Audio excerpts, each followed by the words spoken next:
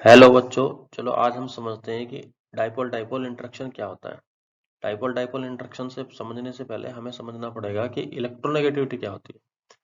कोई भी एटम है उसकी दूसरे एटम के कंपैरिजन इलेक्ट्रॉन को पुल करने की क्षमता अलग अलग होती है। जब कोई एटम्स दो या दो से अधिक एटम्स मिलके कोई मॉलिक्यूल बनाते हैं तो वो इलेक्ट्रॉन को शेयरिंग पेयरिंग में लगाते हैं।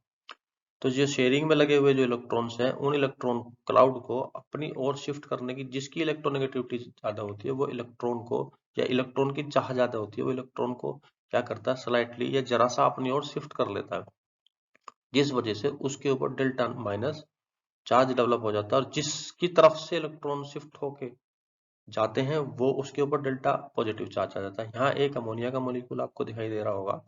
इसमें क्या हुआ है कि नाइट्रोजन की इलेक्ट्रोनेगेटिविटी ज्यादा होने की वजह से इलेक्ट्रॉन जो सेंटर में होने चाहिए दोनों इलेक्ट्रॉन वो शिफ्ट होकर नाइट्रोजन की तरफ चले गए हैं। सेम कंडीशन इन दोनों एटम्स के साथ भी हुई है। तो इसकी वजह से नाइट्रोजन पे डेल्टा माइनस और हाइड्रोजन पे डेल्टा प्लस चार्ज आ गया है। इस चीज को आगे हम दूसरे तरीके से समझने का प्रयास करते हैं। में आपको दो मॉलिक्यूल दिखाए गए हैं, एक अमोनिया का मॉलिक्यूल और एक कार्बन डाइऑक्साइड का मॉलिक्यूल। अगर आप इनकी ज्योमेट्री को देखेंगे तो इसकी ट्राइगोनल बाइपिरामिडल ज्योमेट्री है और इसकी लीनियर ज्योमेट्री है। अगर आप इलेक्ट्रोनेगेटिविटी के डिफरेंस को कंपेयर करेंगे तो नाइट्रोजन की इलेक्ट्रोनेगेटिविटी हाइड्रोजन से बहुत अधिक है, उसी प्रकार से ऑक्सीजन की इलेक्ट्रोनेगेटिविटी कार्बन से अधिक है। तो दोनों में डाइपोल जनरेट होना चाहिए, लेकिन दोनों में डाइपोल नहीं बनेगा। डाइपोल बनेगा सिर्फ अमोनिया के मॉलिक्यूल में, क्योंकि इसकी ज्योमेट्री इस प्रकार की है कि एक सिरे पे नेगेटिव चार्ज और दूसरे सिरे पे पॉजिटिव चार्ज आने वाला है, और यह इसकी ज्योमेट्री इस प्रकार की है कि दोनों ही सिरों पर नेगेटिव चार्ज आएगा, इस वजह से इसमें डाइपोल नहीं बनेगा। नाइट्रोजन की इलेक्ट्रोनेगेटिविटी ज्यादा होने की वजह से वो हाइड्रोजन के इलेक्ट्रॉन और हाइड्रोजन और नाइट्रोजन के द्वारा लगाए गए इलेक्ट्रॉन क्लाउड के सेंटर में न शिफ्ट होके वो जरा सा शिफ्ट कर लेगा अपनी ओर, जिस वजह से नाइट्रोजन पर नेगेटिव चार्ज और हाइड्रोजन पर पॉजिटिव चार्ज आएगा।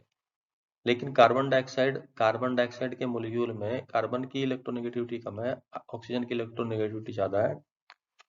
तो ऑक्सीजन क्या करेगा, जो सेंटर में इलेक्ट्रॉन क्लाउड होना चाहिए था उसको शिफ्ट कर लेगा अपनी ओर।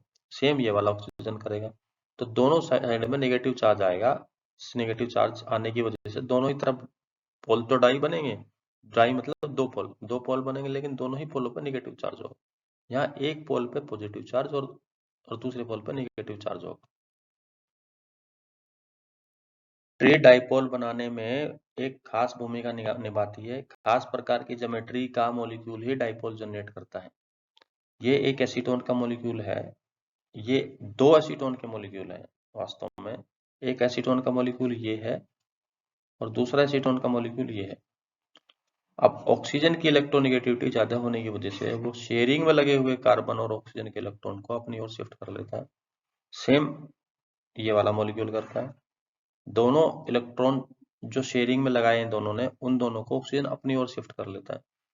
हाइड्रोजन और कार्बन की इलेक्ट्रोनेगेटिविटी अप्रोक्सीमेट सेम होती है, इसलिए इनके बीच में कोई डाइपोल नहीं बनता। डाइपोल बनता है ऑक्सीजन और कार्बन के बीच में। इस तरफ को डाइपोल का डायरेक्शन होता है ऑक्सीजन की तरफ, इधर भी ऑक्सीजन की तरफ डाइपोल का डायरेक्शन होता है।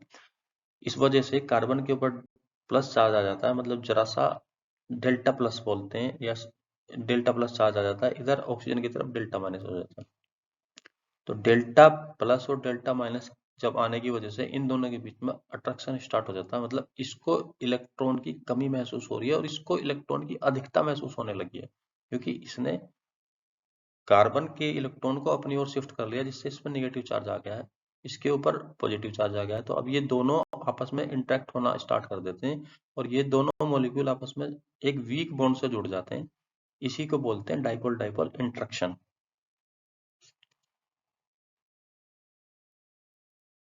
Thanks for your cooperation.